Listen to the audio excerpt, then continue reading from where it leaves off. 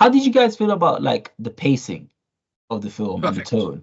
Perfect. Perfect. Yeah, Shit. like honestly, as much as I love movies, almost all movies drag a little in the middle for me. That's one of the reasons why I prefer shorter movies that are more to the point, that have little fat. And this movie, like none. Like at one point I realized kind of that it's been like an hour and I've not drifted off once. That's kind of very unusual for me when I watch a movie. And here I was just like, there was always something happening. There was always a next step. There was always like nothing dragged. There were no real detours. Everything kind of, because it's like a linear sequence of events and they unfold one step at a time, and then people react to them one step at a time.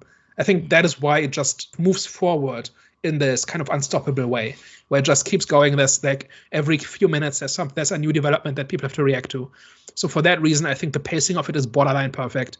It's pretty short. This is not one of those 2.5 hours monstrosities that can be 45 minutes shorter. Like this is very lean, very efficient, very effective, I think.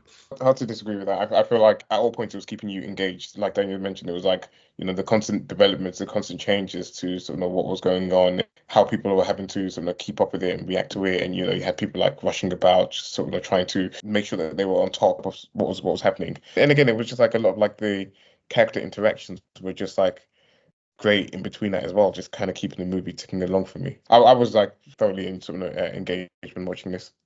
And even just like them operating, I don't know what the proper term is, but like where they are like directing the show, right? Line up the different cameras and now switch between camera 1 and 3 and all of that. All of those mechanics, they could have gotten tedious after a while, right? Because you kind of see similar steps over and over. But because it's interwoven with the choices that characters make, right? We have got Jeffrey, right, who is the guy in charge. He's basically directing this entire thing, and he has to make a decision every 30 seconds, right? Like every decision he makes, often multiple at a time. And I think that is why nothing gets tedious, because there's always something to react to. And just in terms of depicting that process, I thought that was riveting. I'd have watched that just without the political background and just watch somebody direct a live show like in the 70s.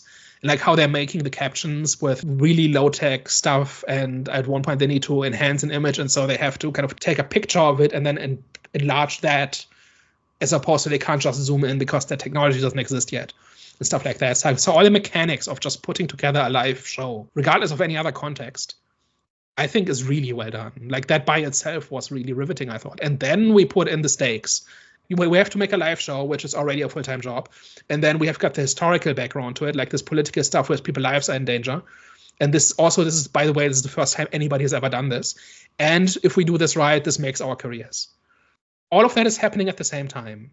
I think that is why the tension and the pacing of it works so well, because there's always something going on, often more than one thing at a time. And you're basically catching up with the director, right? There isn't enough time to dwell on anything because there's constantly something going wrong or something else to react to. I think that's a huge part of this movie.